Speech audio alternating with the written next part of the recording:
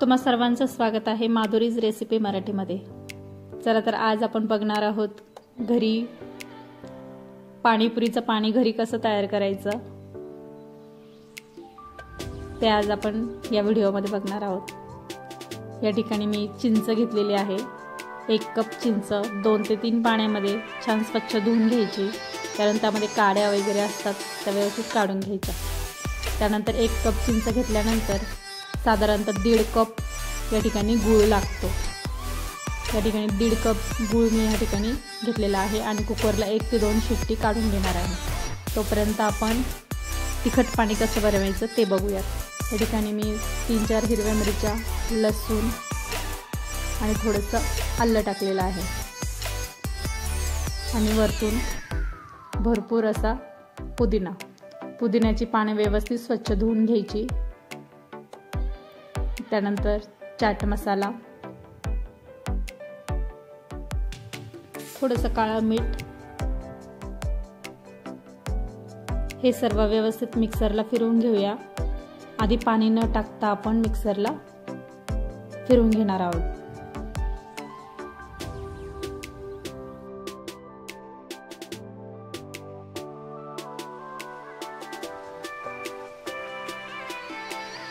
थोडंसं पाणी टाकून आता मिक्सरला परत एकदा फिरवून घेऊया।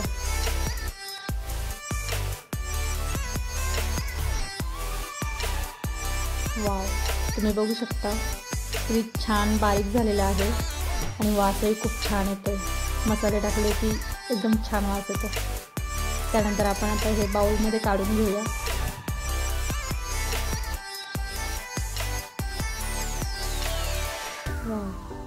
रंगही बघा किती सुरेख आलेला आहे। आता भांड्यामध्ये थोडंसं पाणी ऍड करून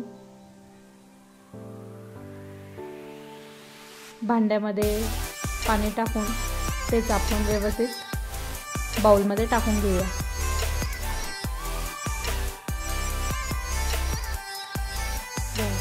रंग किती छान आलेला आहे, एकदम बाहेर मिळते सेम तशी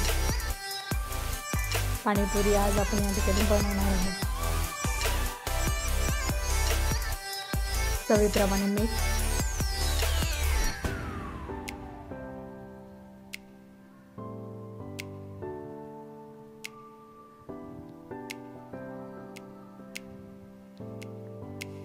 तुम्ही बघू शकता एकदम बाहेर जसं मिळतं तसं आपण तिखट पाणी या ठिकाणी तयार करून घेतलेलं आहे। या ठिकाणी चिंच आणि गूळ व्यवस्थित मिक्स झालेला आहे। तुम्ही हे मॅश करून मग गाळून घेतलं तरी चालेल किंवा मग डायरेक्ट मिक्सरला जर केलं, हे पटकन प्रोसेस होते, त्यामुळे मी डायरेक्टली मिक्सरला केलेलं आहे। थोडंसं थंड करून घ्यायचं। थंड झाल्यानंतर मिक्सरला व्यवस्थित 1-2 वेळेस फिरवून घ्यायचं। फिरवून झालं की चाळणीने गाळणीने पटकन इझिली पाणी तयार होतं। आता या ठिकाणी मी बाउल घेतलेला आहे। बाउलवरती चाळण ठेवून त्यामध्ये आता गोड पाणी मी व्यवस्थित चाळून घेणार आहे। त्याने काय होतं की गुळामध्ये थोडीफार जर कचरा वगैरे असेल तर तोही निघून जातो। व्यवस्थित चमच्याने व्यवस्थित गाळून घेऊया। अशाच नवनवीन व्हिडिओंसाठी माझ्या चॅनलला सबस्क्राईब करा आणि बेल आयकॉन दाबायला विसरू नका। माझ्या नवनवीन व्हिडिओचे नोटिफिकेशन तुम्हाला येत राहतील।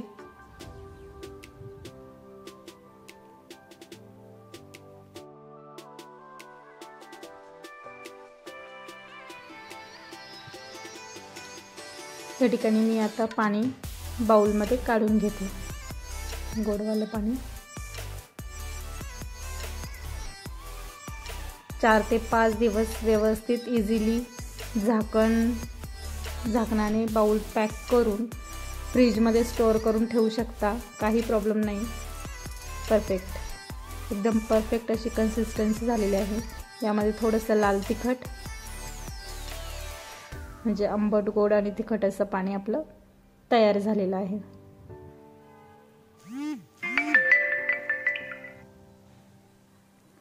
परफेक्ट, एकदम छान।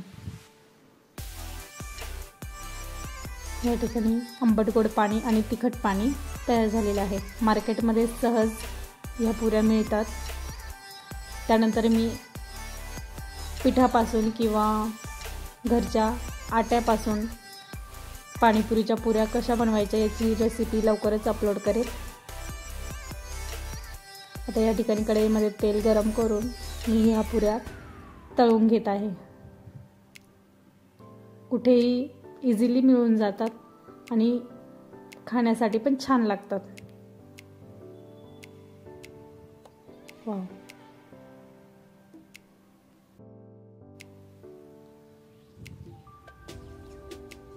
मीडियम गॅसवरती खूप पटकन आणि खूप फास्ट अशा, वाव, तुम्ही बघू शकता एकदम छान फुलतात आणि फुगतात। परफेक्ट, त्याचा आकारही खूप छान आहे।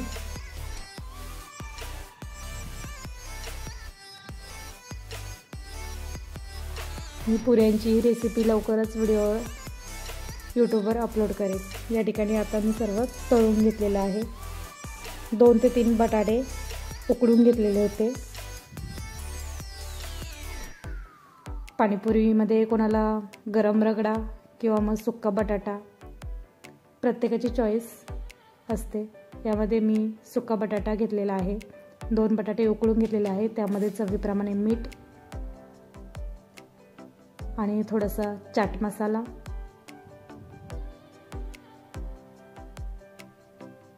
आणि व्यवस्थित आता मॅश करून घेत आहे। वाव, पाणीपुरीमध्ये जर रगडा असेल किंवा सुका बटाटा असेल तर खूप छान लागते, तुम्हाला तर माहितीच आहे। त्यामुळे वाव, या ठिकाणी तुम्ही बघू शकता व्यवस्थित मॅश करून घेतलेला आहे आणि वरतून अशी थोडीशी कोथिंबीर आणि थोडासा कांदाही या ठिकाणी मी त्यामध्ये टाकून घेत आहे।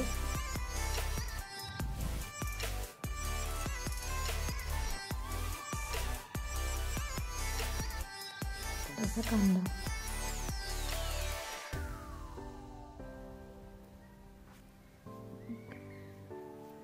वाव, तुम्ही बघू शकता या ठिकाणी आपला सुका बटाट्याचा रगडा देखील तयार झालेला आहे। वाव, चाट मसाला टाकल्यावरती खूप छान लागतो। आता आपण पाणीपुरी कशी भरायची तेही बघून घेऊया। या ठिकाणी सर्वात आधी बटाटा, त्यानंतर आंबट गोड पाणी, त्यानंतर तिखट पाणी, वरतून असा कांदा, भरपूर सारी कोथिंबीर आणि त्यानंतर भरपूर अशी शेव। परफेक्ट, या ठिकाणी मी सर्व पाणीपुरी व्यवस्थित तयार करून घेत आहे। पाणीपुरी कोणाकोणाला आवडते कमेंटमध्ये नक्की सांगा। माझ्या चॅनलला सबस्क्राईब करा आणि बेल आयकॉन दाबायला विसरू नका। लाईक करा, कमेंट करा, सबस्क्राईब करा।